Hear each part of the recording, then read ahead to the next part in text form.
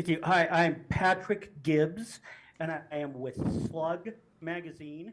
That stands for Salt Lake Underground, although I'm partial to, at Sundance, Akemji decided that it stood for uh, super loquacious, underrated guys. And yeah, I've latched on to that. I spoke to James and Tom. I spoke to you. Yeah, I remember meeting you. Yeah, that's In the right. press. Oh, yes. Yeah. That's so nice. No, good to see you again. Yeah, it's good to see you. And Tim, you walked right past me like He will you do were that. the King of England, and I was happy. So I'm kidding. So it's wonderful to get the chance to talk. Oh, to it's all. well. I mean, I might go and grab myself a coffee and leave it to these two. So the difference this time is that I've actually seen the film. Okay. Now we're talking. And so I have much better questions to ask. And I got to say, in all honesty, there are movies that are just a privilege to just even watch them. But this one, 20 years from now, I'm going to be able to say that I was at the premiere of the Ballad of Wallis Island, and that's going to be something really special. Truly, thank it you. was an Thank amazing you, man. experience. Thank you. Thank you. So this started out as a short film, obviously, and I've seen a lot of shorts that get made into features, and I watch the feature and think, well, that probably worked really well as a short. But this one really just, you guys nailed it and really made it into something amazing. What made you decide it was something you wanted to revisit? I mean, a couple of things. I think the first thing is that we just have really, really loved working together over the years. And, you know, since making the short, James moved to America, and Tim and I would keep working together on things. Occasionally, I guess, like maybe we'd do a sort of project a year or something like that, where we'd overlap, and I'd cast him in something, he'd cast me in something he was doing. But we always felt like we wanted to make something together and really do something meatier that was kind of ours, you know. So there was that, but also I think specifically with this story, we just loved these characters and loved the world of it, and felt like there was a bigger story in there to be told, and that you know, if we could find it, then, you know, we were confident that there was something really funny and human and moving at the heart of this. But it just took us a long time to kind of unlock it, I guess. Thank you.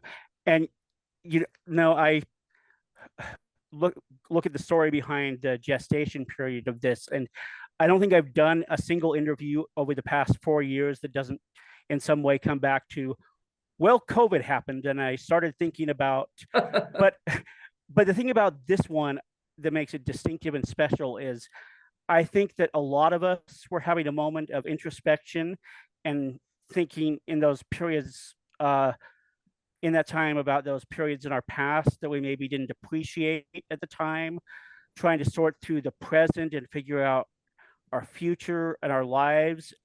And this movie touches on all of those themes that we were going through during COVID. Isolation, loneliness, nostalgia, regret, peanut butter cups, all of those things come out in this movie. Do you think that played into the final product? I think we'd have written obviously like a very similar film if we weren't fortunate enough to have a lockdown. but I feel like probably subconsciously that was happening. Definitely one theme is my guy just keeps on listening to them. You know, there's other music coming out from other people. And I remember in my lockdown, I wasn't watching new stuff. I was like, I think a lot of people did this. A lot of people just looked for solace in stuff they could find comfort in. I watched a lot of Columbo. I watched, you know, a lot of like Blackadder. You just go back and watch stuff where you like feel like safe and cozy. So I think there is that slight element there. Obviously, there's an isolation thing. There's a loneliness thing. Yeah. But really, you know, although that might have been seeping in, the main reason, the thing about the lockdown in a way was like a practical thing, which meant we suddenly had time to write it. But also, I think a practical thing that we decided to make the film quite intimate, and keep the number of locations to a bare minimum, keep the number of characters to a bare minimum. really kind of try and keep focus on where the story was, and what the kind of the key emotions were, without kind of expanding out the world of it too much. So I think in some ways, lockdown did have a big influence on the film, not least because we thought we might have to shoot it in the same conditions. No one really knew what would happen, I guess. And so it kept us honest. It kept us focused on what was the purest, most essential thing about the story, so that we were confident we could tell it even if those restrictions were still in place. Thank you. So one of the things that makes Charles such a great character, I think, is that when you're a really passionate fan of something, you can be the fan from hell or the fan from heaven, depending on your personality, your choices, and the way the subject interacts with you and how open they are to that. And I'm curious if any of you have had experiences with really devoted fans that might have shaped your thoughts on this. Well, the thing is, when we wrote the short film, we didn't have any fans, so we could write it without any of that. I've never met anyone like this guy. I mean, no, I don't think he's not based on a fan. Although, obviously sometimes you do get someone talking at you in a pub, but it's few and far between. I think we're very lucky. Well, personally, I'm very lucky when someone approaches me and they're familiar with my work. They're usually absolutely, it's usually a pleasure, actually. I've never been unfortunate enough to meet it. But then again, Charles is not a bad person. Charles, yeah. There's no malevolence or anything like that. You've got to say Charles is a really nice person, but he would be quite difficult to deal with in a pub, I must say. Absolutely. And James, how is it to direct two writers playing characters that they've put so much work into creating? Obviously, you had a hand in creating these characters too, but how was it directing these guys and keeping it focused? Yeah, I think I just came at the whole experience creatively as a kind of with a lot of love for what they do. So I just felt like my job was fairly simple, is to support them to see to put the best of them on screen and to set them up for success, and to make sure I could try and capture the thing that I loved, which is their special sauce or their magic that they have, the connection they have. And I've been lucky enough to be in their orbit for 20 years, so I come at it as a fan, but as a creative fan, like someone that I just really respect what they do. I really respect the people they are.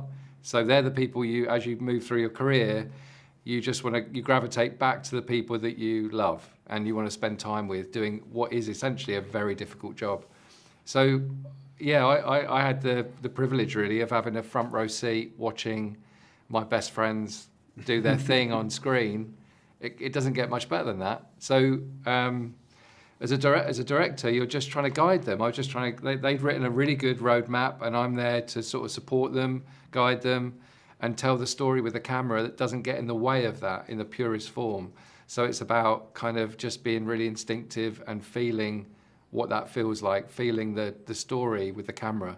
So it was just a really lovely alignment with my process, theirs and Carey's and the other actors' processes, really, where I think we all come with quite a bit of humility and just want to help each other out, want to see each other do well. That's right. I think that's right. I think that equally we have a very similar taste, and I think that what we want from the scenes is aligned, and that the fact that one scene might be funny and one scene might be a confrontation doesn't mean that we want these things to feel different, or doesn't mean that we think that the performances need to be different or the characters need to be different. And there's a kind of I think there's just a commitment to or maybe just a sort of consistency with our approach about how things have to feel tonally that Griff has just been so brilliant with over the years. Just knows intuitively how things have to feel, because I think with a film like this, the feel, the tone is absolutely essential. And if we'd got that wrong, I think that it would start to slightly fall apart. And I think that, you know, to Griff's credit, that's the part of the film that feels really, really strong and really distinctive to me. Is the tone of it is completely, you know, is crystal clear throughout. It is, and it's unlike anything else I've ever seen. The feeling leaving the screening and the comments going through the whole crowd, everyone was just electrified. I mean, it was truly, it's going to go down as one of the great movie going experiences I've ever had. And it's genuinely a classic, a modern classic. And I don't say that lightly. Oh, thank you. Thank you. We definitely felt that in the room. I'm glad you were at that screening, because we have talked about it in other interviews, just how fantastic it was for us. Just, you know, just to be getting up on stage and have that reaction was just incredible. I still have video of the audience reacting. It was special. It was really an electrifying moment. I gotta let you go. They're telling me to wrap up, but thank you so much. I'm dying to see this film again in a week. Oh, thank you. Oh, And I'm thank you, going to be bringing peanut butter cups and rice pudding with me. Yeah, please do. man. Thanks for your Thanks so much. enthusiasm, man. Thank you. so much. Thank you. Thank you.